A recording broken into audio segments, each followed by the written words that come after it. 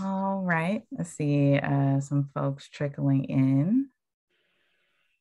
Hello, everyone. My name is Morgan, and I'm an event manager with Politics and Prose, and I'd like to welcome you all to PNP Live.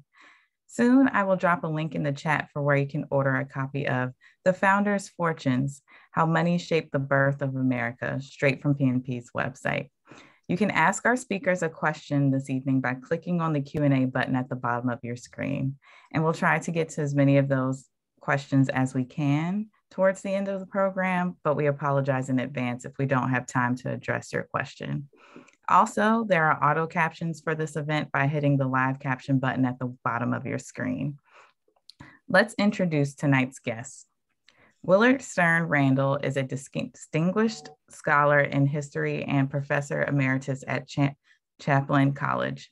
As a biographer, lecturer, he specializes in the history of the founding era, and he has been featured on C-SPAN's Booknotes, History.com, History.net, and more. Randall has taught American history at John Cabot University in Rome and is a contributing editor to MHQ, the Quarterly Journal of Military History. Randall will be in conversation with Robert Vane, the president and CEO of Veteran Strategies Incorporated, an Indiana-based public relations firm launched in 2010. Robert served in the United States Army from 1987 to 1990. After receiving an honorable discharge, Robert earned a master's degree in medieval history from Indiana University. He also served as Deputy Chief of Staff and Communications Director for Indianapolis Mayor Greg Ballard. In 2019, Robert launched the Leaders and Legends podcast. His list of guests includes George F. Will, Willard Sterne Randall, and David O. Stewart, and many more. Let's give our guests a virtual round of applause. Thank you, Morgan. Mr. Randall, thank you very much for your time this evening and telling us about your new book and taking some questions. His latest book is called The Founders' Fortunes, How Money Shaped America, the Birth of America, excuse me. His previous works include biographies of Washington, Jefferson, Hamilton, and many others. Let's get started right away. The closing line of the Declaration of Independence is, quote, "And for the support of this declaration, with a firm reliance on the protection of divine providence, we mutually pledge to each other our lives, our fortunes, and our sacred honor." Please examine this sentence and tell us why you think fortune was included. Well, obviously, their lives were involved because they were starting a revolution against the king. And if it failed, or if they were captured, they would be hanged, drawn, and quartered, the grisly execution ritual of the English. But their fortunes, they were quite various. Some of them were very wealthy, some of them were not, but they stood to lose everything because if you were on the losing side of a revolution, not only yours, but your families and your descendants' properties also became the property of the king. So everything they had earned was at risk. Is there a particular gap in scholarship? You've written so many books, but is there a gap in scholarship you wanted to fill in while writing The Founders' Fortunes? Well, the first gap was to re-examine a theory from a little over a century ago by Charles Beard. It's called the economic theory of the Constitution. And he, in times very much like how I started this project, was thinking about the times we are in 5 years ago: political turmoil, divisiveness, parties fragmenting, lots of resistance to immigration. And it resembled the time in the early 20th century when Charles Beard was at Columbia University and trying to put together something that explained how the country got going and who did it. And his conclusion was that it was the founding fathers were in it for the money as much as bluntly as that. And his economic theory knocked the founding fathers off their pedestals. And then he went through their pockets and found gold and bonds and came to the conclusion that they wanted a new form of government in which they would benefit people like them. And he thought of them as a class. He thought of politicians as the same as plutocrats. He didn't separate them. He actually used the words that these were security brokers, financiers, etc., leaving out entirely most of the men who signed the Declaration or wrote the Constitution, many of whom were not rich at all. So I wanted to not only go back to his theory to test it, but I wanted to go through each one of the founding fathers' lives and careers and find out for myself, as well as to explain to other people, who these people really were, how they lived, what they had at stake, and whether they won or lose by the revolution and the new Constitution. So taking in what you just said, would you term this book a revisionist history or just an updated one based on new sources and subsequent scholarship? I like that second. I'll go behind curtain B, please. Yes, I'm trying to update a theory that became a school of history that lingered for a very long time and actually banished the idea of examining individual lives. I'm a biographer, and I think you can learn an awful lot about what happens by looking close up at the lives of the individuals involved. How can you write about the founding fathers without knowing anything about the founding fathers, which is what's consumed me for several decades now, finding out what they were really like and what difference it made for this country. You mentioned finding out about what they were really like. You've written several amazing, well-received, best-selling books on America's founding. So what new things did you learn in the process of researching and writing the founders' fortunes? How much time do we have? Well, I'll start with Benjamin Franklin, who's everybody's popular grandfather figure. Even in the Hamilton play, the one thing that they left out of the play was Benjamin Franklin, because the playwright said, if you let him in, he'll take over everything. But worldwide, probably our best known founding father was Benjamin Franklin. He was the inventor. He was the guy with the wheelbarrow gathering up scraps of garbage to make soap. He was writing an autobiography that generations of students had to read. But he was also sort of the quintessential new American. And so I've studied him a lot. And what I've learned about him, for one thing, is that he was totally honest and very frugal, but every once in a while, he could be very naive. For example, when he was finishing up as our ambassador to France and had put together the French alliance with the king, when he was coming home, he got the traditional gift that the French king gave to diplomats when they were going home, which was often a snuff box. The French were addicted to grinding up tobacco and sniffing on it. And you got a nice little gift from the king according to how high up you were in his favor. Benjamin Franklin got a snuff box with a portrait of the king and 401 diamonds around the king's portrait. And that created a storm back at the Constitutional Convention when he just mentioned, oh, by the way, I got this. And what we got out of it as a result is the emoluments clause in our Constitution, that you cannot, a government official cannot take gifts from other countries or titles. So that was a whole line that I had no idea about. And I also didn't know a lot about snuff. So I've learned a lot about snuff. I've read an article too. We've talked about this too, that the contention of which is that we focus too much on the founding fathers and the Revolutionary era. What's your take on this charge?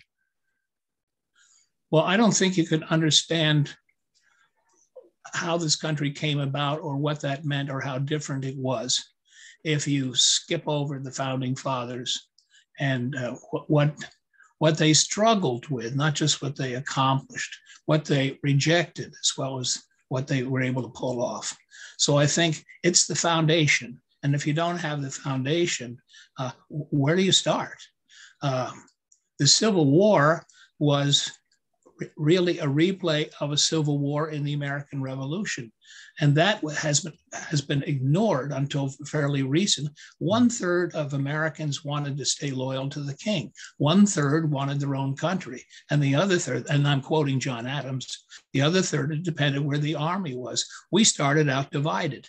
And you have to understand, I think, who the players were and what their differences were to understand how you wind up with virulent party politics and some other things about our own time. So I think you have to start with the foundation and then go from there. We are having a conversation with Willard Sterne Randall. His latest book is called The Founders' Fortunes: How Money Shaped the Birth of America. One of the real gifts that you give to your readers of this book is how you convert 18th century financial figures into 21st century numbers. It really has an impact. How exactly did you do that? And did the numbers, the calculated 21st century numbers, astound you? They astounded me, but I was put onto a website that it's called Measuring Worth.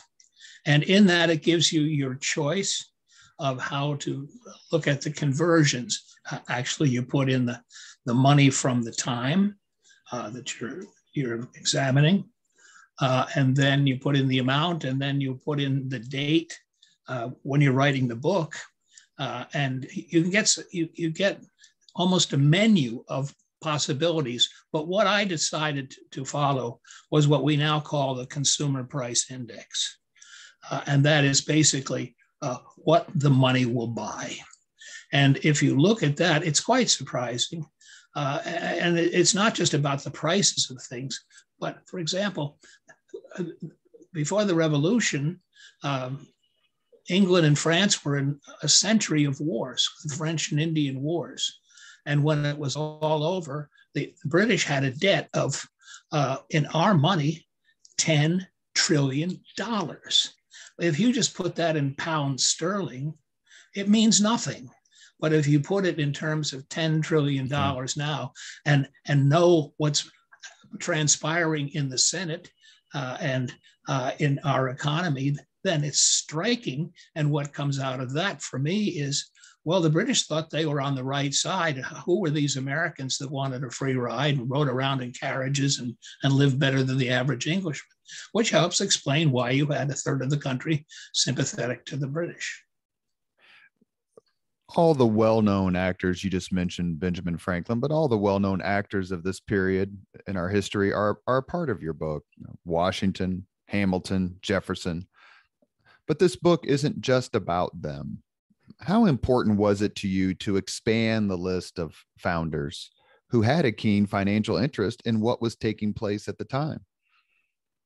Well, I think to settle on a pantheon of statues of a handful of founders doesn't help you to understand that among the delegates to the Constitutional Convention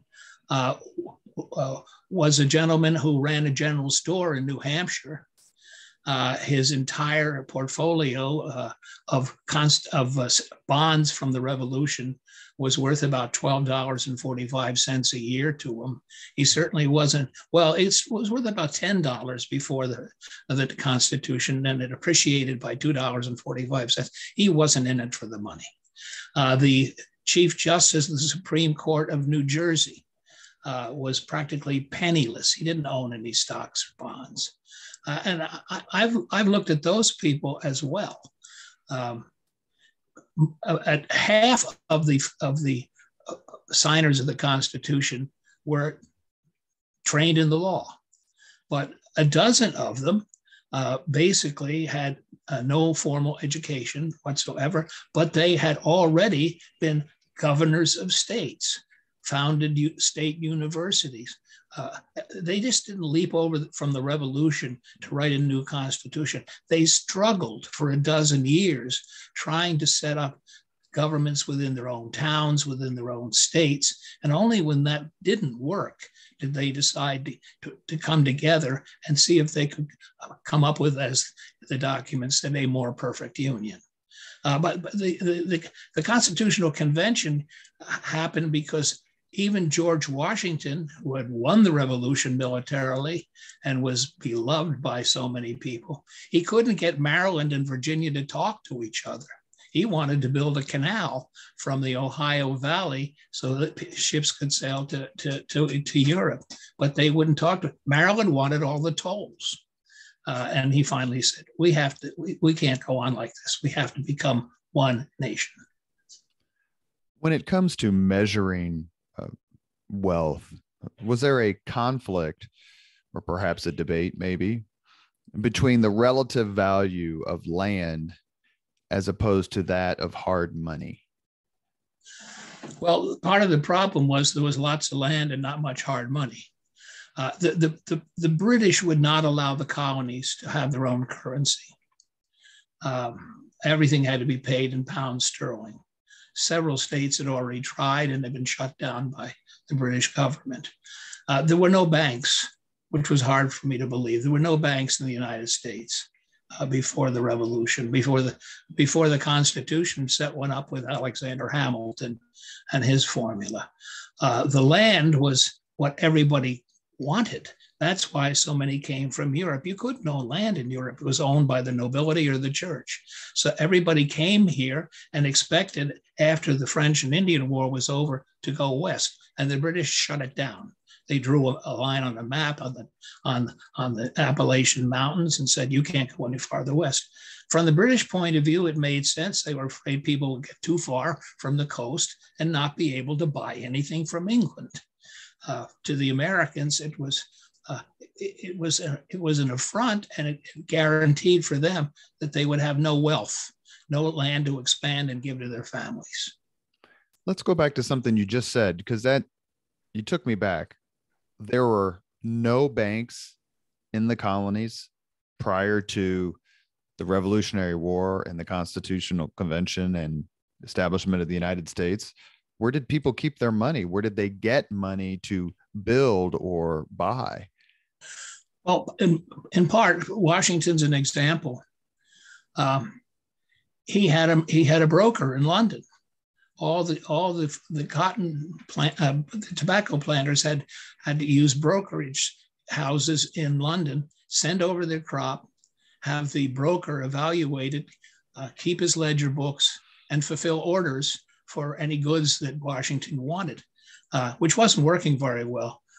You had to order everything from England, given the length of time it took for shipping. Washington's wedding suit was 6 months late.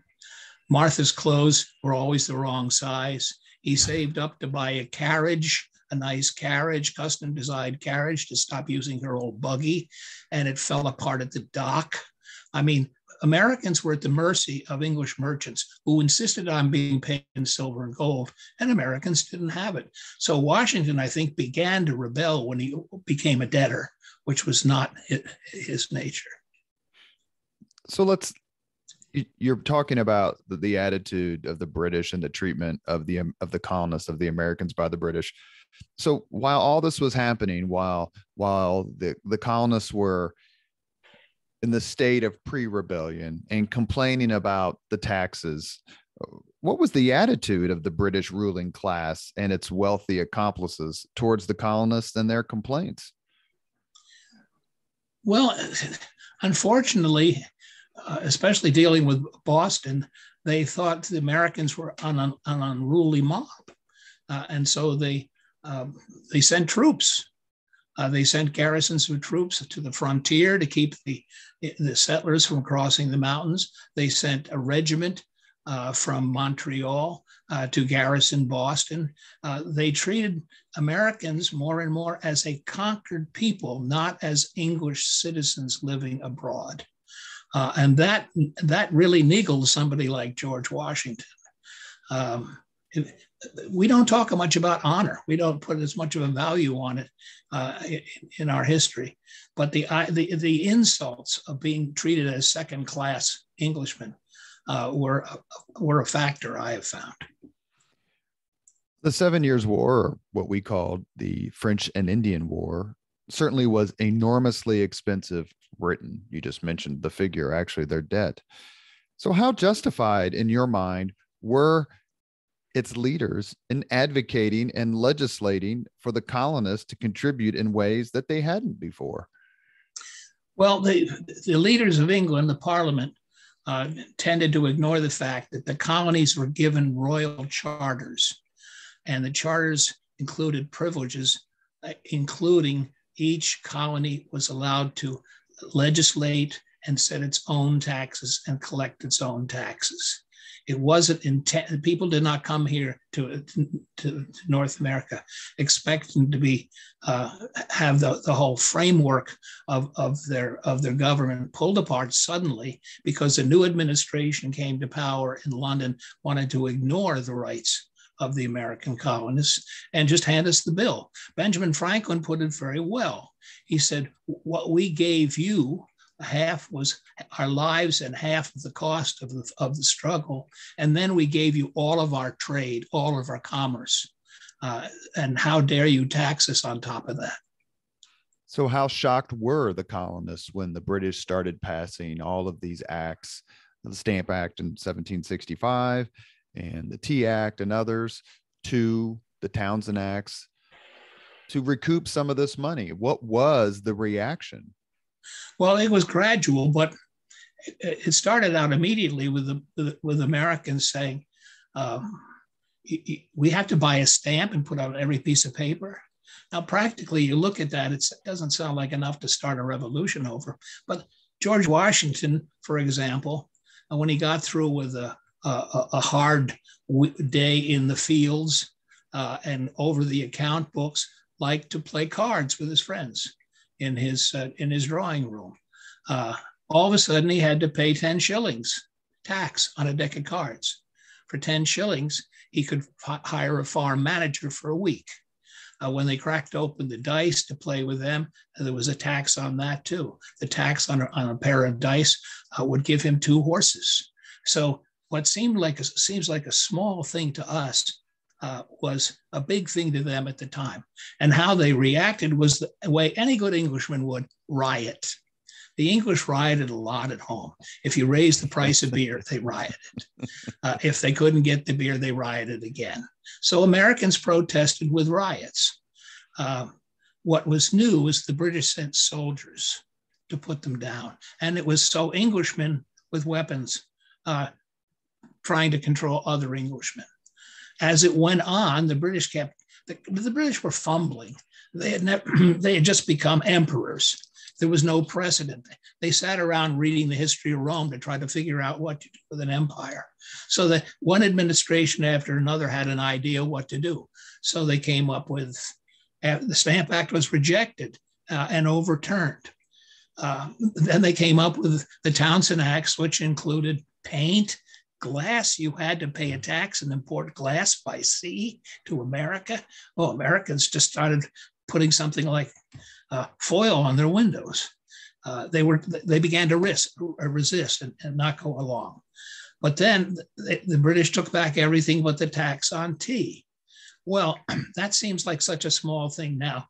But Franklin's son, William, when he was courting a young lady, would go over to her house on a Sunday, and he would have to survive 16 cups of tea and keep sipping until her mother said, "You have to leave." I mean, and they had to pay to have it imported by the English in English ships with English crews all the way from India. And all they had to do was duck down into the Caribbean and get it for a fraction of that, which is what they did. So they resisted by their actions. They didn't suddenly decide to go to war. Washington thought war was a very bad alternative. That was a surprise to me. His family had lost everything in the English Civil Wars. That's why his family came here. What he wanted was sanctions, as we call them today. He wanted an economic boycott of the English. And that worked very well until the British sent soldiers over again, this time, and invaded. You talked about how some of these taxes fell on the wealthier members of the colonies. But just the average Joe, for lack of a better term, and his wife and his kids, the blacksmith or the baker, how did they react, and how were they affected by these taxes? Well, for one thing, when the resistance began, the British started using the Royal Navy to collect customs duties. And the result was that many people who had been openly buying things from the Caribbean or from France couldn't anymore. Goods became very expensive. Needle and thread was something that Robert Morris ordered to be smuggled in from Europe because he could make so much money with needles and thread, because Americans weren't allowed to manufacture anything. They had to send raw materials and then buy the finished goods. So as the struggle between the two went on, there was less and less commerce between Americans and Europe, and the average citizen had to pay for it. When my kids were studying this period in American history, I always told them to pay attention to the Quebec Act, as I've always thought, and maybe we'll get some questions about this or comments in the chat, that it's really underrated, the Quebec Act, as a cause of the break between the colonies and Great Britain. What is your take on the act, and how did it affect the mentality of colonists, both rich and poor?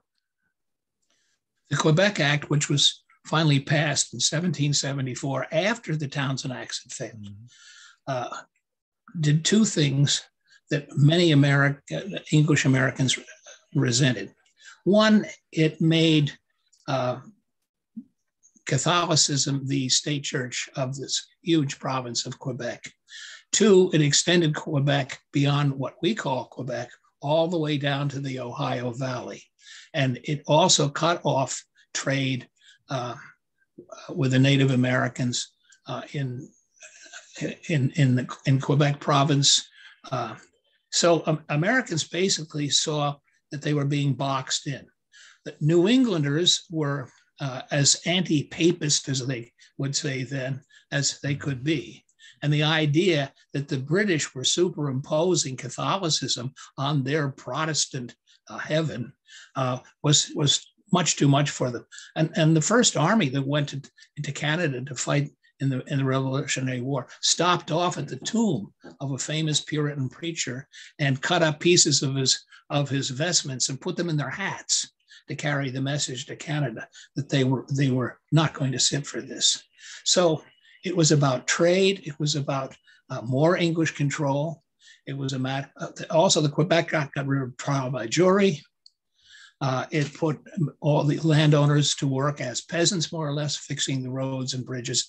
What it did was really diminish the rights and the privileges of English Americans. We're having a conversation with Willard Sterne Randall, famous historian. His latest book is called The Founders' Fortunes: How Money Shaped the Birth of America. No discussion or dissection of the economic conditions of the Revolutionary era is complete without a deep dive into slavery and the slave economy. How did this peculiar institution affect the founders' fortunes and the colonial economy in general? Well, the economy of the South, as what we would now call the South, was based on slavery. The economy of the North depended on another form of servitude, and that was the indentured servant. If you put the two of them together, it's really half of the population of British America. The difference was in New England, the indentured servant served a term of years, and when it was over, he was rewarded either with the tools of his trade or land, enough land to raise a family. But the two did not see each other. They did not see each other as equal. That really the seeds of the Civil War begin right at the time of the Declaration of Independence. Jefferson, who owned or enslaved hundreds of people, wrote the Declaration, and in it, he blamed the slave trade on the King of England and on the British, which in a way was accurate, because the largest exporter of slaves was the Royal African Company, controlled by the King of England. But he tried to write slavery, to abolish slavery by public law in the Declaration of Independence.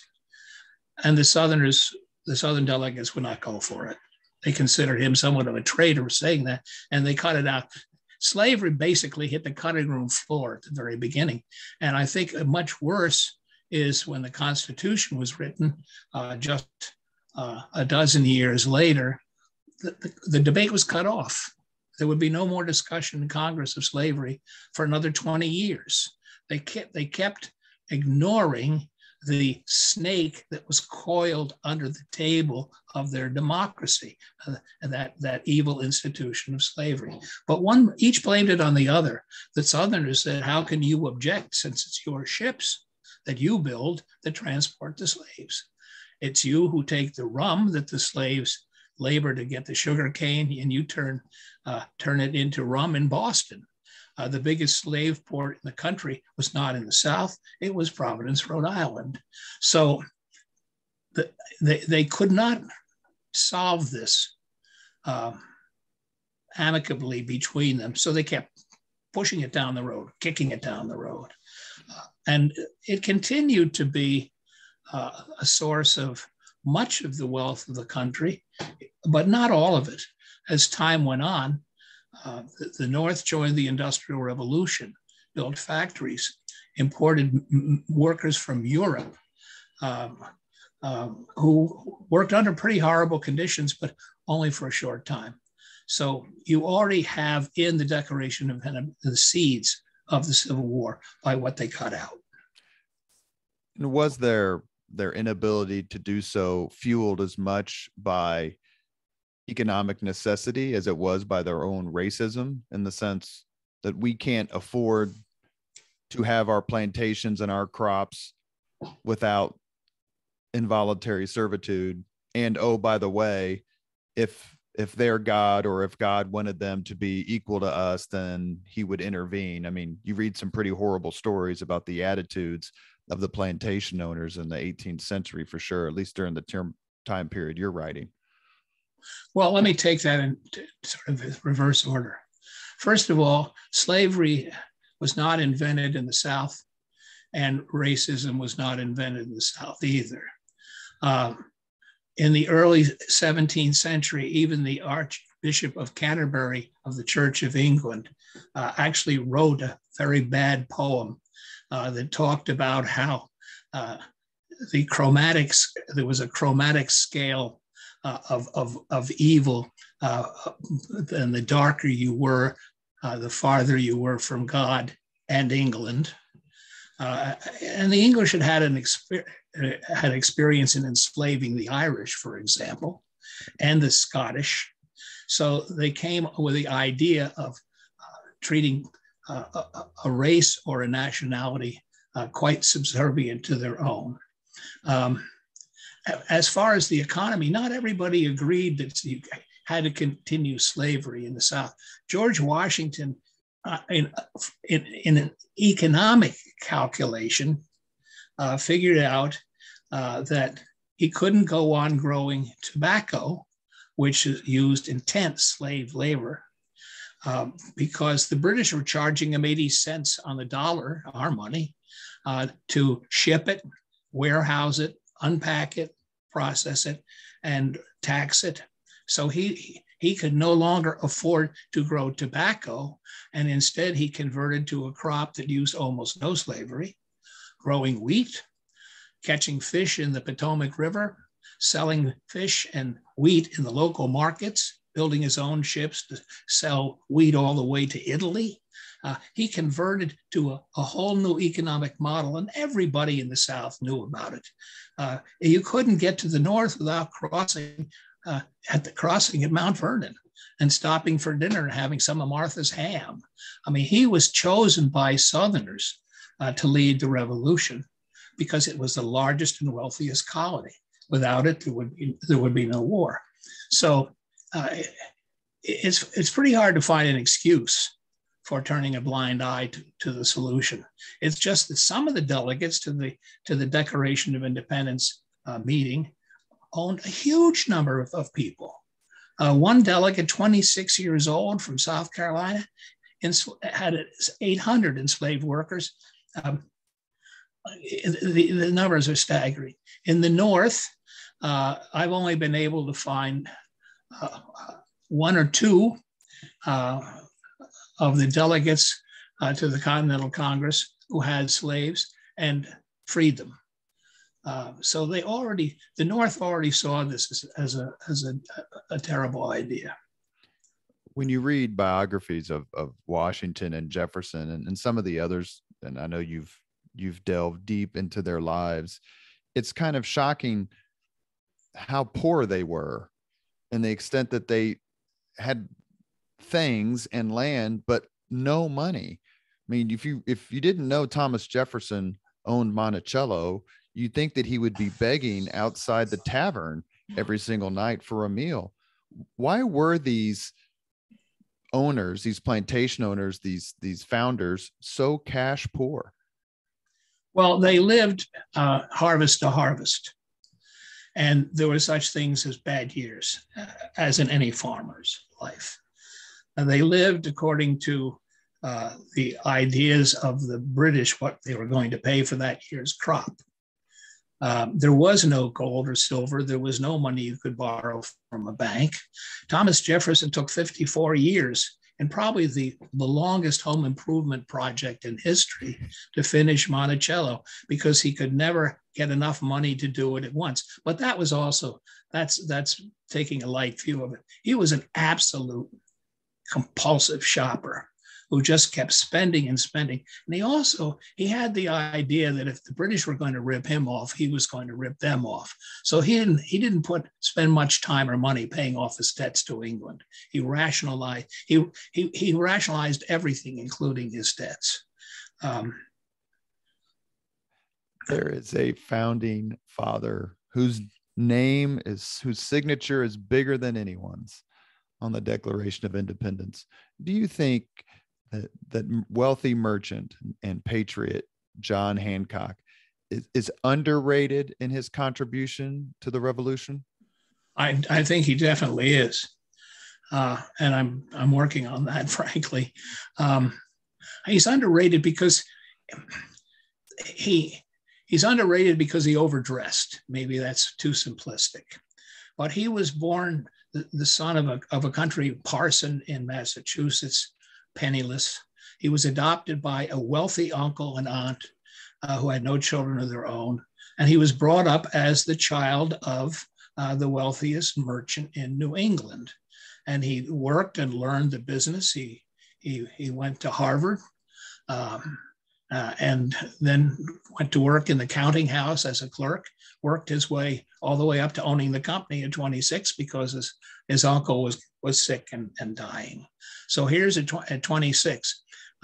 He was a small fellow, lightweight, and he liked to enhance his size with really fancy clothes. He was the fashion plate that any young bloods would imitate.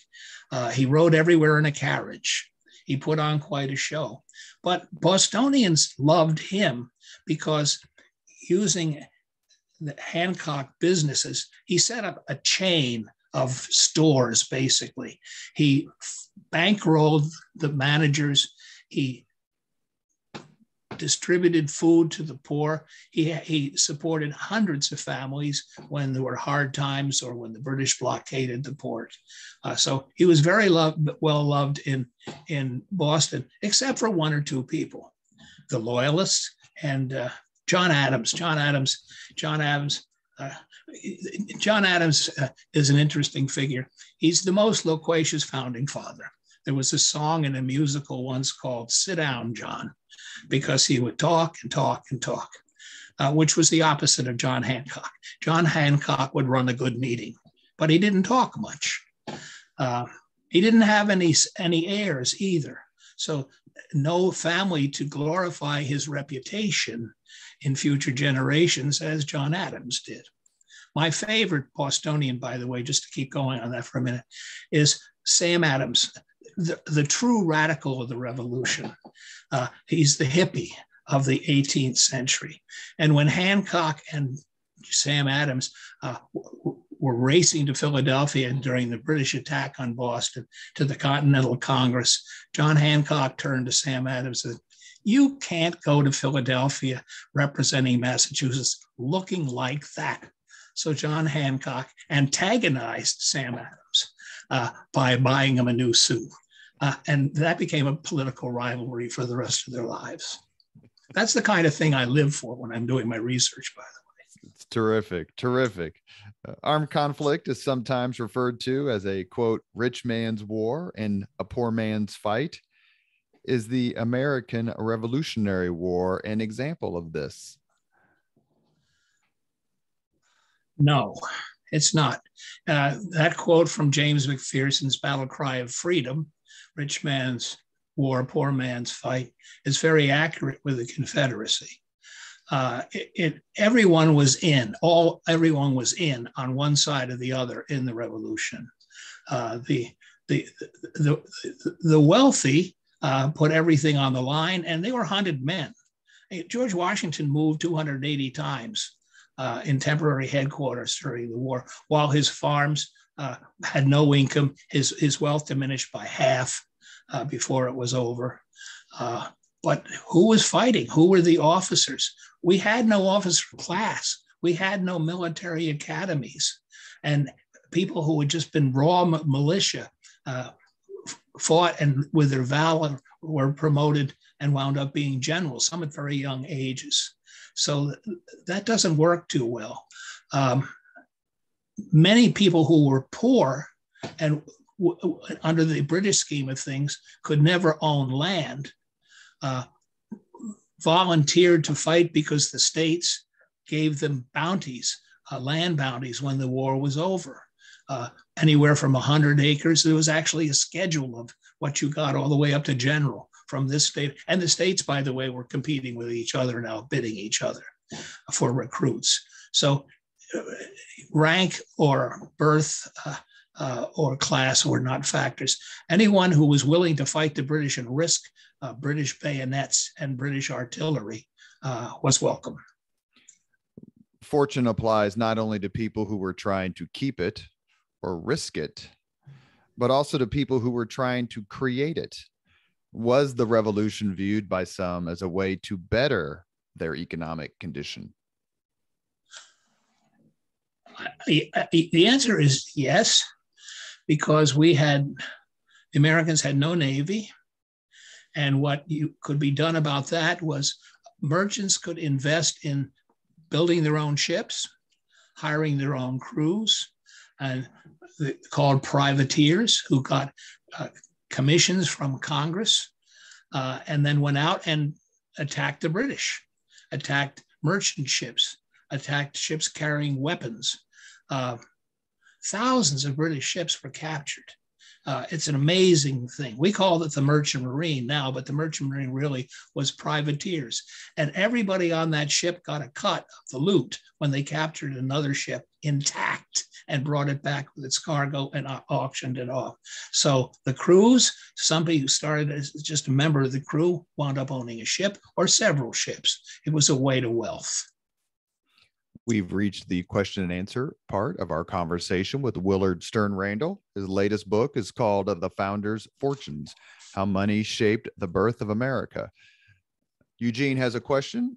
Before that, I would just like to, Robert, these are wonderful questions. I want to thank you for them. And then I'm looking forward to more wonderful questions from our guests. You, as always, you're incredibly kind and wonderfully gracious. Eugene has a really good one. Who was the richest founder and the poorest founder? Robert Morris, to both. He started out as America's first he came out of the Revolution as America's first billionaire because he had been a financier, invested in ships, and then used them to transport goods to France, etc. He also had privateering ships that were very successful. And by the middle of the Revolutionary War, the French said he was the richest American. We would consider him a billionaire. When it was all over, when the struggle was all over and there was a new constitution, the economy tanked because the British, while they gave us our political independence in the Treaty of Paris, did not give us our economic independence. And they cut off America's markets with Europe, with the Caribbean. And Robert Morris was one of those people who no longer could sell goods and use ships to make money with Europe. So he did the spectacularly foolish thing of speculating in land, which so many had done. 3 signers of the Declaration of Independence, including Robert Morris, wound up in debtor's prison because they had so little cash and so many investments in land, they couldn't even keep up with them. So Robert Morris, who financed the revolution and actually sat down and signed 6,000 notes by hand to pay Washington's army so they could be discharged and go home proudly. He wound up in debtor's prison for 3 years. And we didn't even know they had debtor's prisons. Following is a anonymous question. How would the founding fathers interpret the current financial situation of the United States, and maybe focus a bit perhaps on Mr. Hamilton? Well, Mr. Hamilton would be very happy with his idea, which was to create a national bank, to create the corporation. The first American corporation is the United States government. Anybody who has to pay back a government loan knows that the government makes profits. He would be very happy with the financial health of the country and banking and the stock market and all of that. But personally, he was a disaster at making money. He was so broke when he was killed in the famous duel that his friends and colleagues had to pass the hat. So he would be happy in the abstract, but in real life and death, he would not be happy at all. So in our previous conversation, you made that comment about passing the hat. Expand upon that and tell the audience exactly what you mean by that. Well, passing the hat meant he didn't have, well, it goes back to the land and money thing. Hamilton had married the daughter of a wealthy Hudson Valley landowner, but he couldn't sell his land any more than any other American. He couldn't collect rent from tenant farmers because they didn't have any money. So Hamilton worked very long hours supporting a family of 7 as a lawyer. But he also couldn't get along with another American of a different political persuasion, Aaron Burr. And so they wound up at odds on the Heights of Weehawken, shooting it out. Well, the problem was Hamilton didn't have any money. So his family didn't have the money for a funeral or a monument. And his colleagues in Congress and the other officers literally took up a collection to pay for his funeral and to put a marker on his grave, which, by the way, is right across the street from the World Trade Center. So, but for the man who came up with our phenomenal financial system, he was not very good at it himself.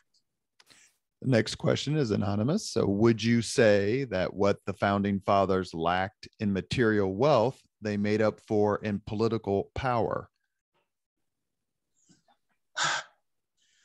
Ambition to have power, yes, but they really were powerless. Because from the minute the Constitution was signed and Washington took office, his lieutenants, Hamilton and Jefferson, were at each other's throats. So they had no real power. Washington ran the country as if he were still a general. The cabinet meeting was having 3 people over on Tuesday afternoon and telling him what he wanted to find out about the next week. So the only one who had any power was George Washington. Congress had no power, basically, because nobody had any money through most of this period. And each state, as we're now finding out again, came up with its own election laws and its own laws of who could hold office. And in the South, only the rich could afford to be governor. In New Jersey or in New England, it took very little money. In New England, the value of your tools counted as the property to meet the property qualification to become a voter. In the South, their wealth was based on the value of human beings. They borrowed on the equity of slaves. And the governor of South Carolina had to be a millionaire. The governor of Massachusetts for a while was Sam Adams with the old suit and very bad at making money. Please submit your questions in the Q&A feature. We can ask Willard Sterne Randall before we leave. We have a few minutes left. Question is from Robert. A lesser known financier is Oliver Pollack. Can you comment about him and how he did post-war? I would like to know about him because I can't answer that question. So Robert, if you have a minute, type in a little bit about Mr. Pollack and we'll try to answer in the few minutes we have remaining. Next question is from Jan. What finally let trade happen again between the United States and England? The War of 1812, which was the final act of the American Revolution. Again, privateering and the courage of a lot of the sailors and fighting men. They were able to at least fight to a draw against the British army, which had already defeated Bonaparte Napoleon. But the Americans held on to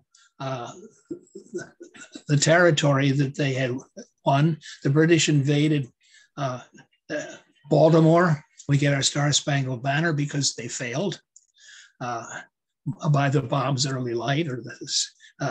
They invaded from Canada. We don't hear about that. The most important naval battle of the war was on Lake Champlain. And so the British could not invade from Canada. They made a terrible blunder by leaving Baltimore and sailing to New Orleans, where they ran into the frontiersmen under Andrew Jackson. 2,000 men killed or wounded in 15 minutes. The British were vanquished. The British lost the War of 1812, whatever else they say. They defeated Napoleon, but they couldn't defeat the Americans. This question is from Cynthia. What was the role of Haytham Solomon? Now I'm so glad somebody brought that up. Haytham Solomon, there's a statue to him in Detroit. He was the man who actually knew how to get together enough cash in this cashless society. When Washington needed to pay his men to cross the river and attack Trenton in 1776. He basically hung out in a coffee house in Philadelphia when the ships came in and contracts came, et cetera, and bid. And he was an excellent financier and totally respected by Washington, who depended on him. And he has been given far too little space in our history. So Robert has come through for us. Oliver Pollack is a merchant and financier of the American Revolutionary War, of which he has long been considered a historically undervalued figure. He is often attributed with the creation of the United States dollar sign in 1778. Well, that's a good idea for a book. This is how books are born, in the questions that historians can't answer. You know, some of we talk about the wealthy members of that generation who cast their lot with the revolution. But what about the wealthier colonists, the wealthier Americans who stayed true to Britain? How did they fare both during and after the Treaty of Paris in 1783? They fared very badly in the United States, the Loyalists. Whole convoys of ships left New York Harbor or Charleston to take determined Loyalists elsewhere in the British Empire. If they stayed, by the way, they lost all their civil rights, their legal rights. Only Hamilton defended the Loyalists in New York. Why did he do that? Why did he defend the Loyalists? Well, because he thought the war was over, and because the treaty provided that the Loyalists would be able to collect their debts. He was a lawyer who firmly believed in contracts and language, and the individual states refused to accept the terms of the treaty that Franklin and Jefferson, et cetera, had negotiated. So he also, there were so many people who had property and money that they had to leave, or they'd be hounded out or persecuted, that he became the lawyer for the Loyalists in New York. They were the basis of his legal practice. So the British probably were the only ones who treated the Loyalists well. After using them and losing, the House of Lords gave the Loyalists the equivalent of the cost of one more year of war and divided it up, sent commissioners over to get documents, and paid people for their losses. A final question. Canada is where most of them went. What is now Ontario province was a Loyalist province. New Brunswick, Loyalist province, Nova Scotia. So most of the Loyalists walked or went by ship to the frozen north. Final question for the evening is, you started talking about in the very beginning of this discussion about how the British had a debt, I think you said, of $10 trillion, and they needed money from the colonists through taxes to help alleviate this debt. But instead of getting money from the colonists, they got war. So what was the financial condition of Great Britain after the end of the American Revolution? Very deeply in debt. They hadn't managed to do anything but incur more debt. They had also lost. George III managed to lose the first British Empire. He ran the war personally. He was an insomniac, writing notes to generals and the prime minister. But he managed to lose it, and he left the landowners of England paid most of the bills, and as much as a third of the value of their land every year that the war went on. The British could not afford to go on fighting. There were riots in the streets. There were troops in London shooting rioters. The British had lost the war, and they were dead broke still. And I guess we know how the war affected the allies of the colonists, the French monarchy, and its deadly game, and how that played out. We have been speaking with Willard Sterne Randall. His latest book is called The Founders' Fortunes: How Money Shaped the Birth of America. Thank you to everyone who came on the Zoom today to listen to Mr. Randall talk. As usual, Will, you did an absolutely terrific job. Your book is amazing. I encourage everyone to use the link in the chat feature to pick it up at their nearest bookstore. Thank you, sir, very much. And thank you, Robert. This has been a great pleasure for me. And on the behalf of Politics and Prose, we thank you, Willard, for doing this event with us in the store. We also thank you, Robert, for being a great moderator this evening. You had some really good questions to move the discussion along. And thank you to our audience for tuning in. We encourage you to purchase The Founders' Fortunes from Politics and Prose. Like Robert said, the link is in the chat. You can purchase it online and in our stores. And we hope that you all enjoy the rest of your Thursday night. And thank you, Morgan. Thank you. No problem. Just doing my job. All right. Take care, everybody.